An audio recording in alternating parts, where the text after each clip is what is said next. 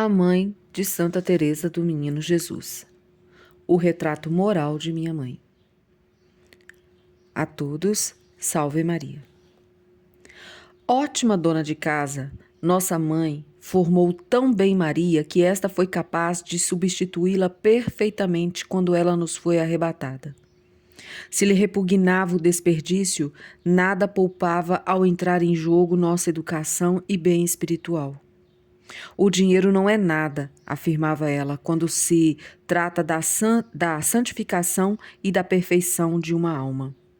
Essas linhas foram traçadas a respeito de um retiro de Maria na Visitação de Mans, e já colhera o fruto de suas solicitudes, porque podia escrever: ela tem ideias que me agradam. As coisas deste mundo não penetram tão profundamente em seu espírito quanto as espirituais. Entretanto, tem ainda muito que caminhar para entrar plenamente na via da perfeição. Mas a balança pende bem mais deste lado. As diversas citações que acabo de fazer das cartas de minha mãe mostram ao mesmo tempo a graça e a influência educadora que possuía. Maria falou-nos muitas vezes das que lhe escreveu para prepará-la melhor para a primeira comunhão, feita com exceção aos 9 anos. Infelizmente, foram destruídas pela empregada que as queimou inadvertidamente, deixando desolada a jovem proprietária que durante as férias as levava para casa a fim de não se separar jamais delas.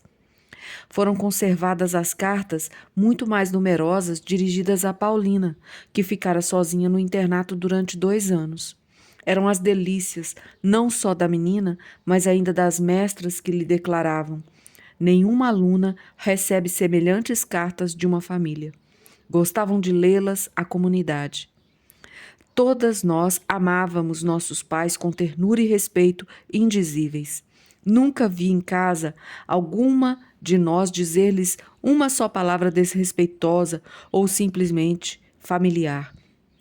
Excetuando nossa querida Leoniazinha antes de sua transformação, não sabíamos raciocinar diante de uma ordem recebida. Não se pensava mesmo nisso, obedecia-se por amor. Ingenuamente, Maria e Paulina nomeavam em suas orações ora papai e mamãe, ora mamãe e papai, recusando a dar a um e ao outro a prioridade. Ambas testemunharam no processo de beatificação de Teresa. Não éramos mimadas. Nossa mãe velava com grande cuidado sobre a alma de suas filhas e a menor falta nunca ficava sem repreensão. Era uma educação boa e afetuosa, mas atenta e esmerada. Nossa mãe tinha por Paulina uma espécie de predileção que, aliás, não nos fazia absolutamente sombra, pois sentíamos-nos todas tão amadas. Foi mamãe que, com suas lindas histórias, despertou em seu coração o primeiro desejo da virgindade. Madre Inês de Jesus dirá no processo de beatificação: considerei sempre meus pais como santos. Tínhamos profundo respeito e admiração por eles. Perguntava-me, por vezes, se poderia haver semelhantes sobre a terra. Pelo menos não os achava ao redor de mim. Era o que confirmavam as religiosas da Visitação, assegurando às minhas irmãs mais velhas que nenhuma de suas companheiras podia gloriar-se de ter uma mãe como a sua, pois não existia. Quanto a mim, foi sobretudo o nosso venerado pai que conheci, mas guardo também comovida recordação desta incomparável mãe. A vida de trabalho. Vários testemunhos sublinharam, já que nossa mãe era a atividade personificada, sempre ocupada com sua renda, seu lar, suas filhas, sua correspondência. Nosso pai conseguia a custo aliviá-la e persuadi-la a aceitar um auxílio. Praticava constantemente o esquecimento de si. Luísa, sua antiga empregada, escrevia ao Carmelo muitos anos mais tarde: de quantas pequenas coisas me lembro ainda após a sua morte. Para ela, tudo estava sempre muito bom, mas para os outros não era a mesma coisa. Vejo ainda preparando pela manhã um excelente de jejum para os seus, contentando-se com um pouco de sopa tomada de pé, como que às furtadelas. Sempre a última a deitar-se, de pé muitas vezes desde as 5 horas da manhã até as 11 da noite. Ela falava oportunamente nesse maldito ponto de Alençon que lhe dava tantas preocupações. Entretanto, não consentia em ver sem serviço suas rendeiras que sofreriam com a falta desse ganho. Queria, além disso, por esse trabalho assíduo, assegurar o futuro de suas filhas. Explico assim à senhora Guerin. Tenho ainda outra preocupação que me faz sofrer muito. Meu pobre comércio não vai bem. Sei que ides rir de mim e dizer, tanto melhor porque já trabalhei bastante. Tens razão, eu também o diria, como vós, mas há uma coisa que me prende. Não é o desejo de fazer fortuna que me move. Tenho mais do que desejaria, mas creio que seria loucura minha deixar esta empresa tendo que garantir o futuro de 5 filhas. Devo ir até o fim por causa delas e desejo me esforçar, perdão, devo ir até o fim por causa delas e vejo-me embaraçada por ter que fornecer trabalho às rendeiras e não poder fazê-lo, enquanto o negócio vai muito bem em outras partes. Esse é o meu maior sofrimento. Minha pobre Maria fica muito triste com isso. Ela maldiz o ponto de Alençon e declara que preferiria viver numa mansarda do que adquirir fortuna a esse preço. Acho que não erra. Se eu fosse sozinha e precisasse recomeçar a sofrer tudo o que tem sofrido há 24 anos, preferiria morrer de fome, pois só em pensá-lo tenho fremidos. Penso muitas vezes que se eu tivesse feito metade de tudo isso para ganhar o céu, seria uma santa a ser canonizada. Penso também em meu irmão. Se ele tiver as mesmas aflições que eu, lamento-o de todo o coração, pois sei o que isso significa. Nosso pai partilhava destas azafamas e decepções. Minha mãe podia escrever a Paulina: teu pai irá logo a Paris por causa do ponto de Alençon que não vai bem. Fala em levar Maria. Parece-lhe que fará melhores negócios se Maria estiver com ele. Mas, na verdade, queixa-se mais frequentemente de que sua fabricação vá muito bem e que não consiga atender a todas as encomendas. Daí sua pena após uma viagem a Lisieux, onde as mais velhas prolongavam sua permanência. Quando Maria e Paulina voltarem para casa, onde não haverá festas nem distrações, acharão duro. Custou-me habituar-me novamente. O trabalho parecia-me mais penoso do que de ordinário. No ano seguinte, confia Paulina, suspiro pelo repouso. Falta-me a coragem para continuar a luta.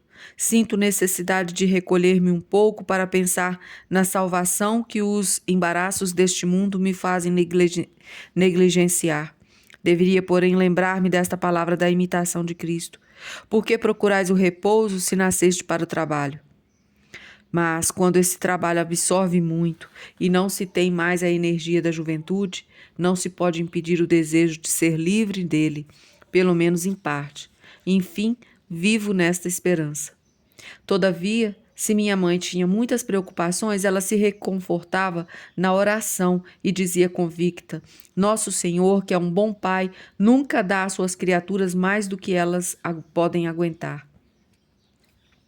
Experimentara frequentemente esse socorro, pois que outrora consolara seu irmão provado também nos negócios, evidenciando-nos assim que o seu desânimo aparente se aliviava à força do alto. Escrevia no dia 14 de fevereiro de 1868.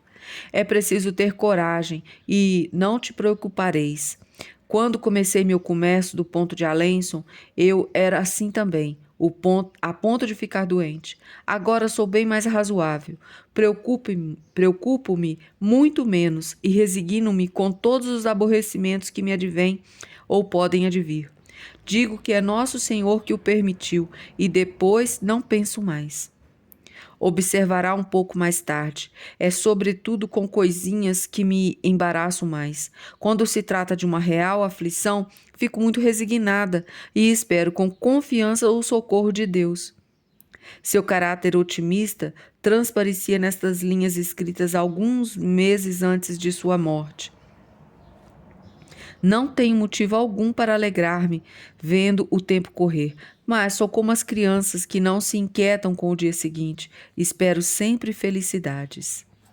Enfim, para concluir o tema de seu trabalho, retenho estas palavras: nada me agrada tanto como estar sentada à minha janela e tecer o ponto de alenço. Sabendo por experiência própria o que é o labor cotidiano, tinha um grande interesse pelas empregadas e as retinha por muito tempo. Em casa, a empregada fazia parte da família.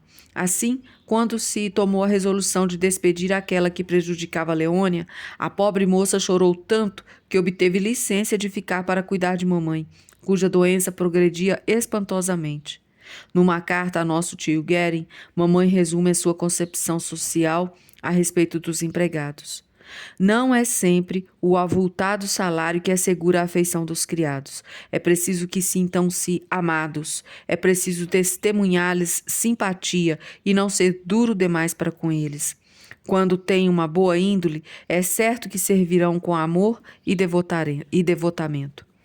Sabes que sou muito viva e, entretanto, todas as empregadas que tive me queriam bem e fico com elas o tempo que quero. A que tenho agora ficaria doente se fosse preciso sair. Estou certa de que se lhe oferecessem 200 francos a mais, ela não nos deixaria. É verdade que trato minhas empregadas tão bem quanto as minhas filhas. Suas rendeiras não eram excluídas deste cuidado atento e afetuoso. Aos domingos, após as vésperas, visitava as que estavam doentes, levando-lhes o conforto moral e os socorros materiais.